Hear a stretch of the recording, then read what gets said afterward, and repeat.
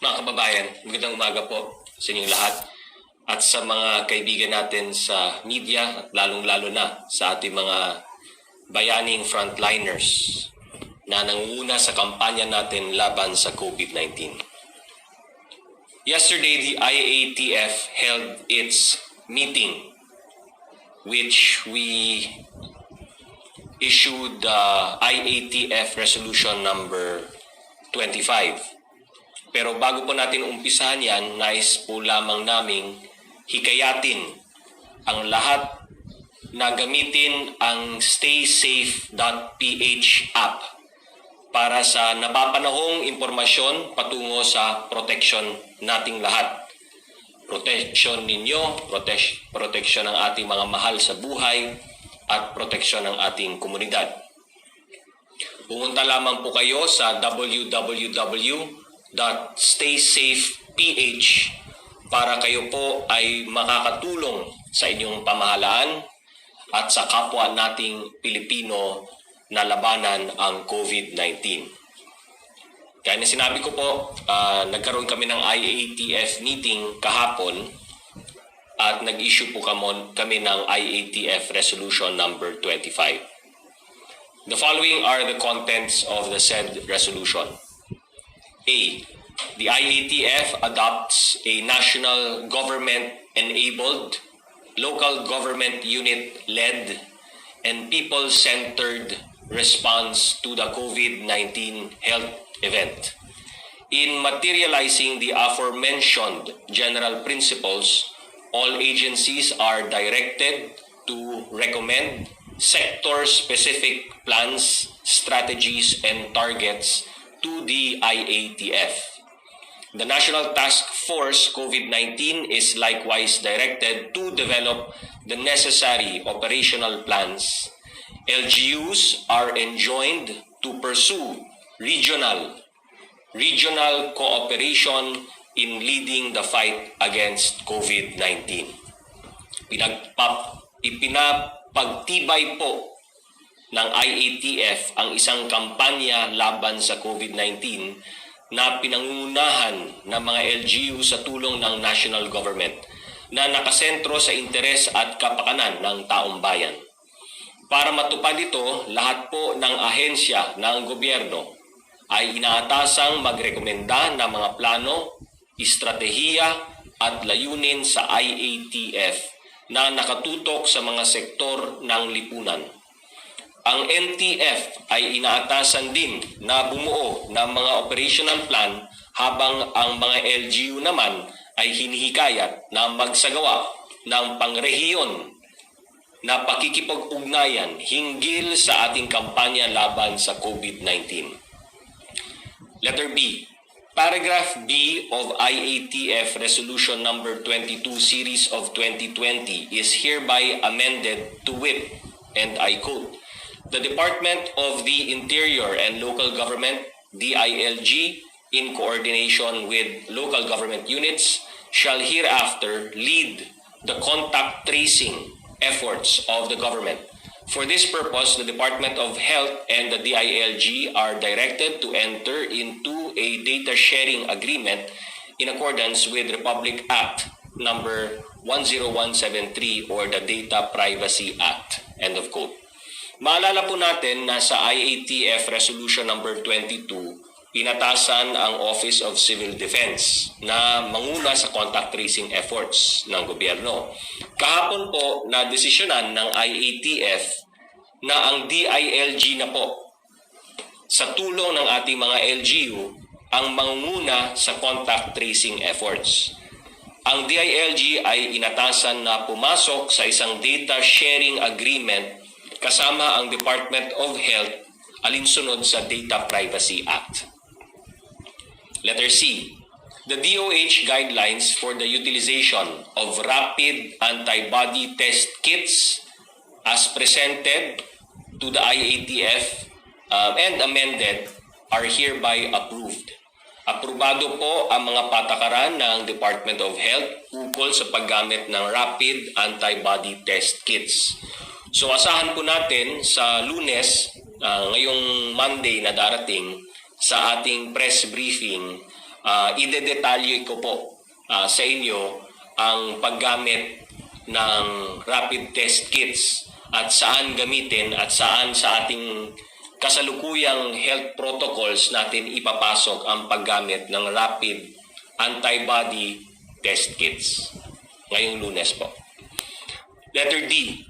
The NTF subgroup on food security established under Resolution number 22 series of 2020 is hereby reorganized into the National Task Force Task Group on Food Security, with the Department of Agriculture as chair and the Department of Trade and Industry, National Economic and Development Authority, Department of Social Welfare and Development, Department of Budget and Management, Department of Education, Department of Science and Technology, the National Security Council, the DILG, and such other agencies as may be determined by the chair as members.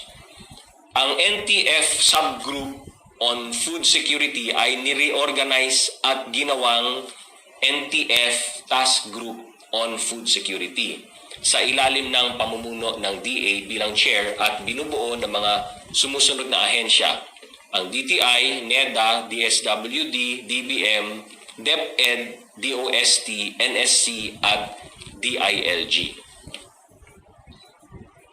At kung sino pa yung ahensya na gustong ipasok ng chair. Letter E. With a view to assist and support sugar farmers and the sugar industry, the recommendation of the DA to encourage LGUs to include sugar in their relief good packages is adopted. Aprobado po ang rekomendasyon ng DA na hikayatin ang mga LGU na isama ang asukal sa mga relief goods sa kani-kanilang lugar upang tulungan ang ating sugar industry. Letter F. The NTF Chief Implementer is hereby authorized to establish, reorganize, and abolish NTF subtask groups as may be necessary to carry out the government's response to the COVID-19 health event.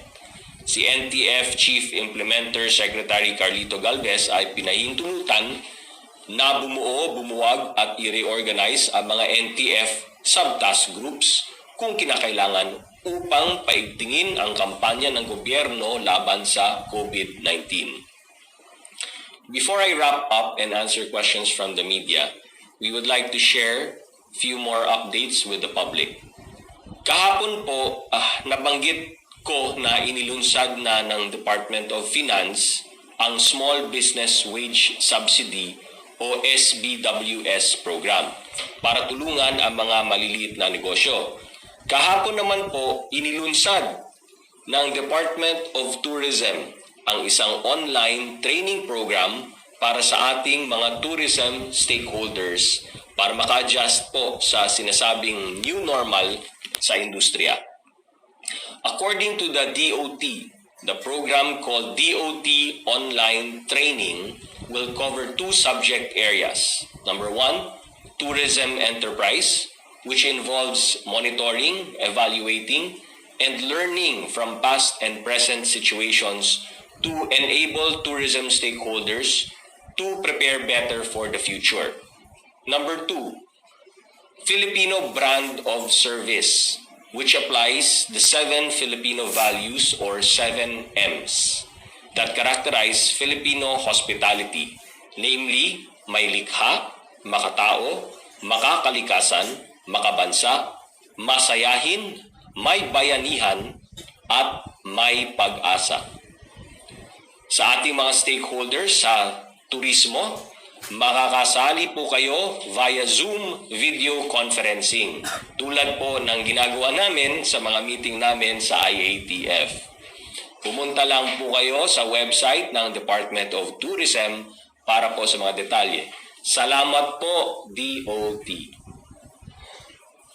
Aside from holding meetings online, using different applications, the ECQ has compelled those of us fortunate to have internet connections to go online to perform tasks that would ordinarily require us to leave our homes. Ngayon, may mga bumibili ng groceries at tinapay online at pinapadeliver na lamang. May mga nag-online banking o nagbabayad ng mga bills online.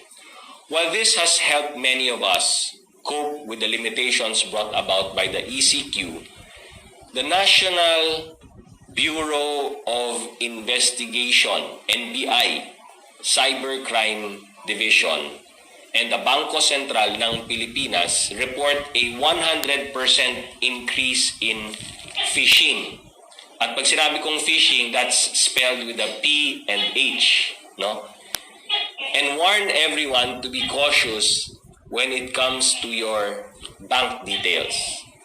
Bale, ang modus operandi ng phishing ay may mga taong magpapanggap na empleyado sila ng bangko mo at hihingin nila ang detalye ng account mo tulad ng account number at o password. Huwag niyo pong ibigay yang mga yan. Hindi po hihingin ng bangko nyo yan kahit kailanman, kahit sa anumang pagkakataon. Winawarn din po tayo na mag-ingat po sa mga humihingi ng donasyon online. May mga kriminal na nagpapanggap na kasapi sa mga respetadong institusyon. So we encourage everyone to please double-check and verify these requests for donations. Mas mainam po na magbigay sa mga personal na kakilala natin o personal na iniendorso ng malapit sa atin. Okay? Ngayon, kung may mga reklamo po kayo hinggil dito, pwede nyo pong i-report sa NBI. Meron naman po rin silang NBI website. Kaya, salamat po. Alam ko mahirap na trabaho ito. Kaya salamat po sa NBI at sa Bangko Sentral ng Pilipinas. Ngayon, nung IATF briefing nung Miyerkules, nabanggit ko na nasa 16 testing centers na tayo sa buong bansa.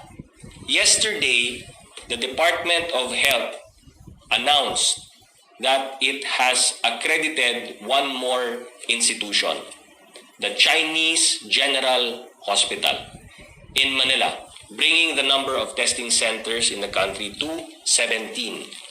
So, as of today, the following are the DOH accredited testing sites nationwide.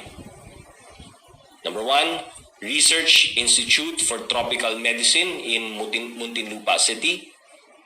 Number 2, Baguio General Hospital and Medical Center in Baguio. Number 3, San Lazaro Hospital in Manila. Number 4, Vicente Soto Medical Memorial Center in Cebu City. Southern Philippines Medical Center in Davao City. University of the Philippines National Institutes of Health in Manila City. Lung Center of the Philippines in Quezon City. Western Visayas Medical Center in Iloilo City. Bicol Public Health Laboratory in Legazpi City. St. Luke's Medical Center in Quezon City. Victoriano Luna Hospital in Quezon City. The Medical City in Pasig. Makati Medical Center in Makati City. Molecular Diagnostics Laboratory in Mandaluyong. St. Luke's Medical Center in Taguig. Philippine Red Cross in Mandaluyong, and number 17, Chinese General Hospital in Manila City. I also mentioned at an earlier briefing that pursuant to IATF Resolution number 23, and I quote, subject to the evaluation of the Department of Budget and Management, the Department of Health is directed to facilitate the emergency hiring of additional healthcare workers to assist in the local healthcare system. Yesterday, the Department of Health announced that it is looking for healthcare professionals to augment its manpower in its ongoing operations relative to the COVID-19 outbreak. Sinabi po nila na ang emergency hiring ng mga doktor, nurse at iba pa ay contract of service basis minimum ng 3 buwan. Yung mga ma-hire ay de-deploy sa DOH designated COVID-19 referral hospitals, temporary treatment at monitoring facilities for COVID-19, mga DOH designated na COVID-19 diagnostic facilities, pampublikong ospital na may COVID-19 cases at pribadong ospital na designated ng DOH para sa COVID-19 cases. Bukod po dito,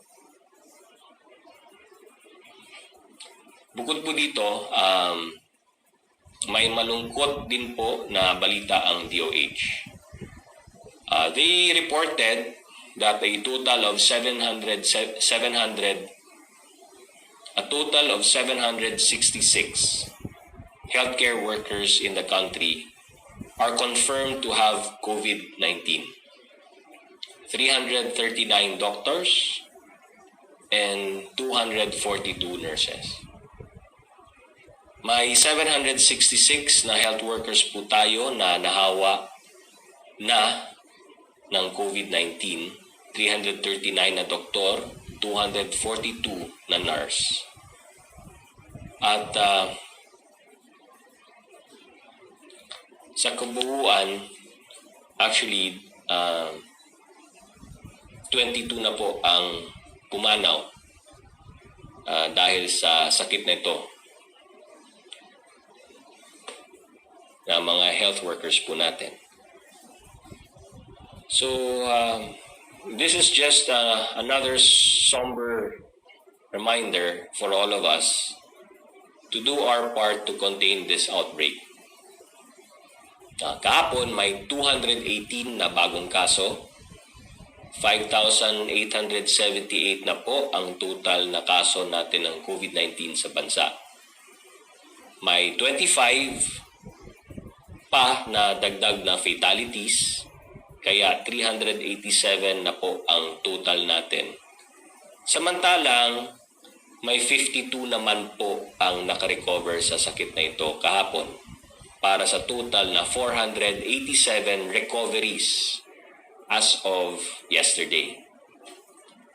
Hindi lang po mga numero ito. Mga totoong tao po ito. People who have families, who have loved ones, who have friends. Each loss cannot be quantified. Masakit po ito para sa ating lahat. But we are not powerless against this disease. We can do something about it. We, ikaw, ako, tayo. We can prevent painful losses among our health workers sa kapwa nating Pilipino. May magagawa po tayong lahat para makaligtas ng buhay. Sundin ang ECQ, manatili sa bahay, maghugas ng kamay. Gamitin nyo yung staysafe.ph app para makatulong din kayo sa gobyerno. Kaya tandaan, bahay muna, buhay muna. Together, kapag tayo'y magsama-sama, we can beat COVID-19. And together, we heal as one. Maraming salamat po. I will now be reading, babasahin ko na po ang mga katanungan mula sa media.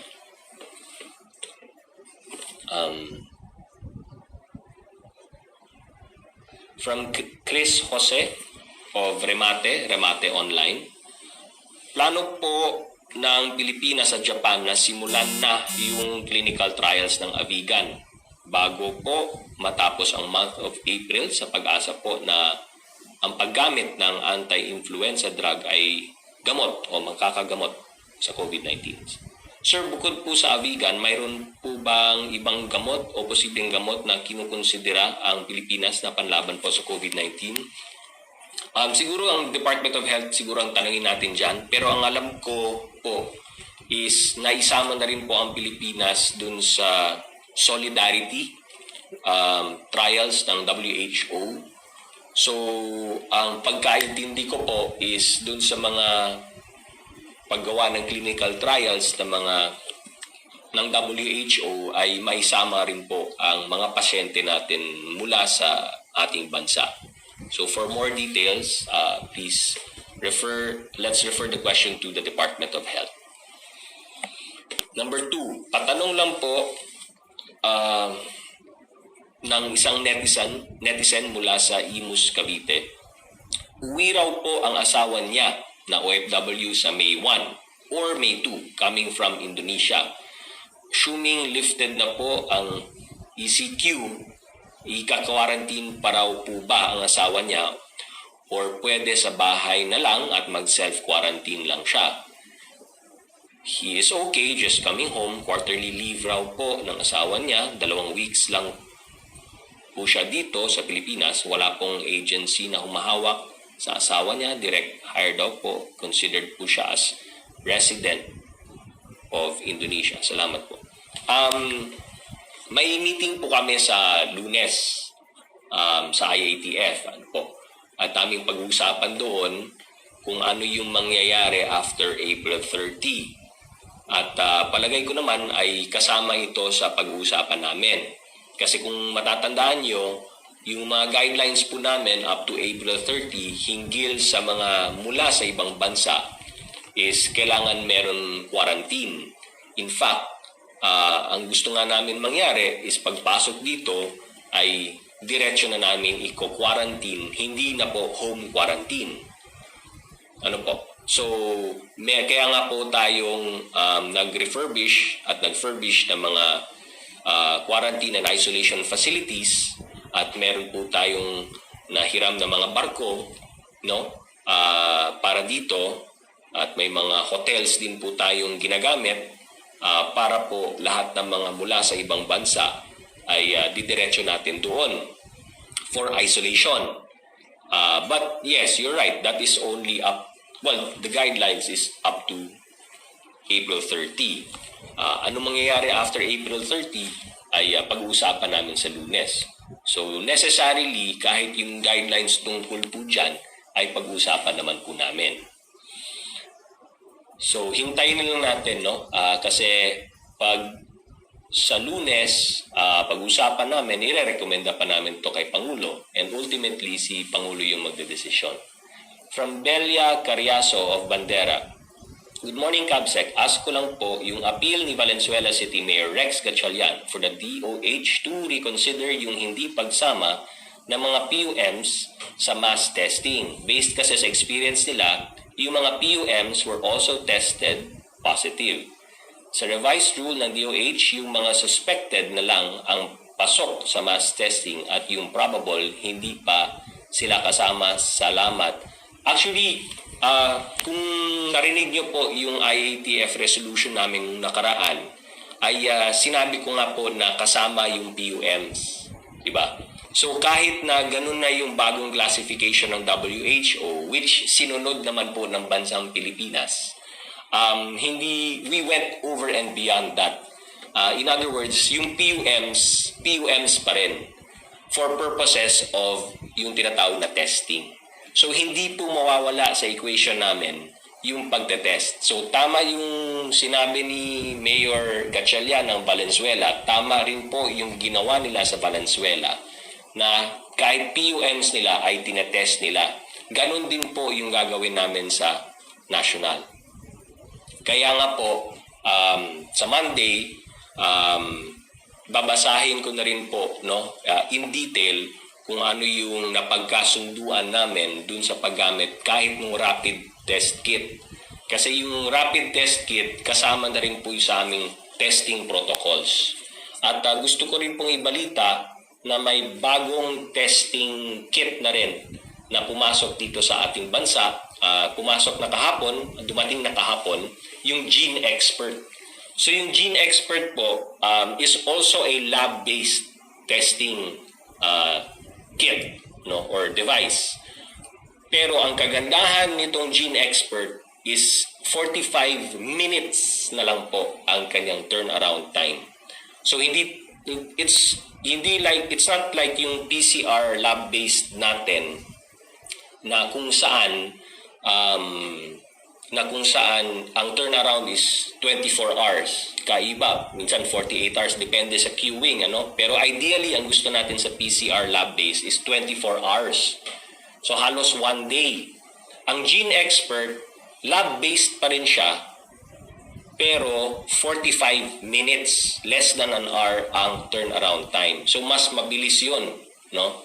Over and beyond that, mag-utilize pa tayo ng rapid test kits. So 3 na po ang testing na gagamitin natin, no? Para mapabilis ang pagtetest natin. At sinabi nga ni Secretary Galvez sa meeting namin sa IATF kahapon, lahat ng mga PUIs, PUMs, lalong-lalo na sa Metro Manila, ay gusto natin na matest na po lahat using those 3 devices, no? So, yun po. Hindi po mawawala sa equation ang PUMs tulad ng ginawa sa Valenzuela na tinest nila, tetest din po natin ang mga PUMs. Hindi po mawawala yan. From Arian Meres, ABS-CBN News Online. Sec Galvez said last night that we can already conduct 8,000 to 10,000 tests per day with the new laboratories.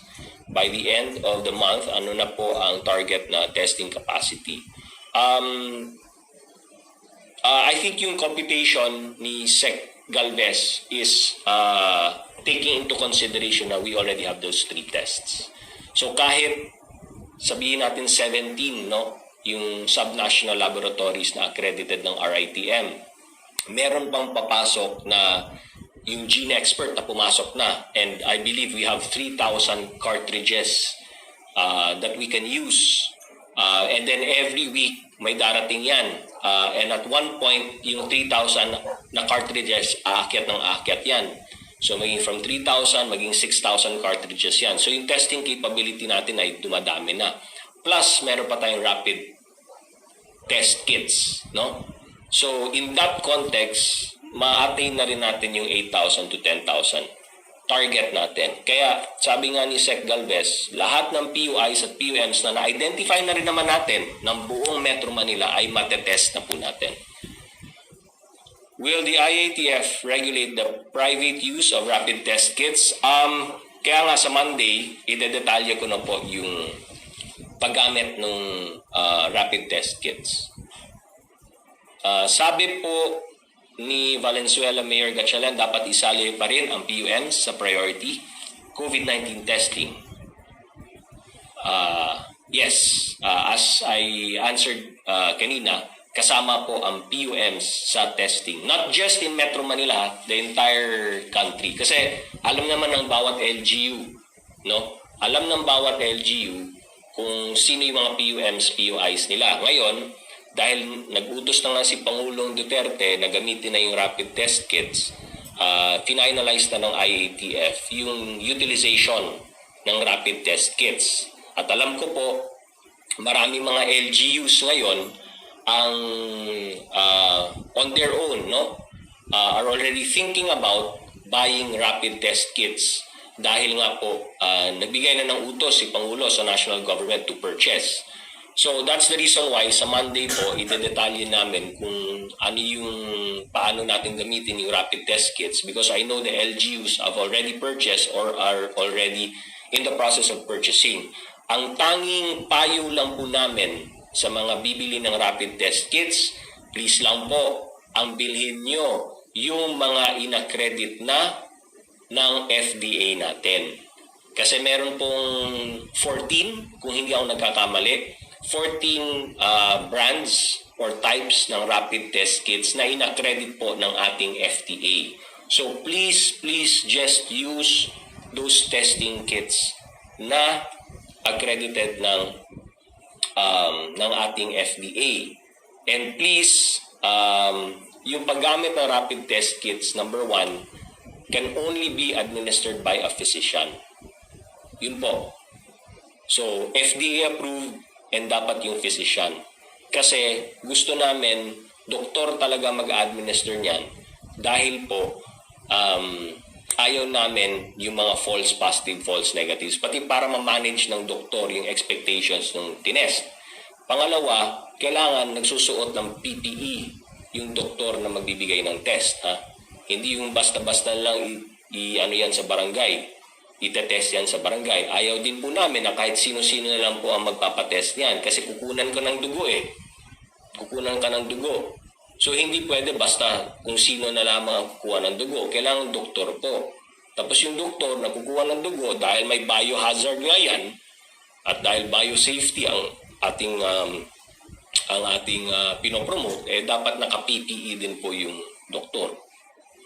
So, i-detalyo ko po sa Monday.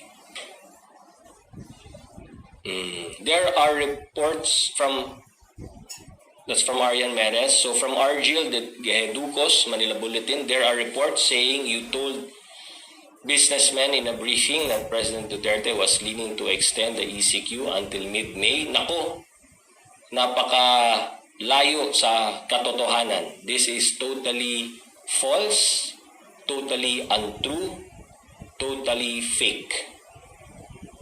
So, huwag na po nating patulan yan. So, fake, false, untrue. Totally. From Eileen Taliping, Abante. Question for Kabsec. Sa kabila ng paulit-ulit na panawagang stay at home, may mga pasaway pa rin na lumalabas gaya ng ilang senior citizens na nagja-jogging sa PICC ngayong umaga. Walang sumisita sa kanila at mayroong ding bikers. Ano po ba ang pwedeng gawin sa mga taong matitigas ang ulo at pangangatwiran pa sa kabila ng peligro ng COVID-19? Pwede ba silang sampulan kahit senior citizen sila? Actually, yung batas walang sinasabing exempted ang senior citizen. At nagpadala na po kami ng team doon sa PICC. So salamat po sa information at nagpadala na po kami ng joint team ng PNP AFP po doon.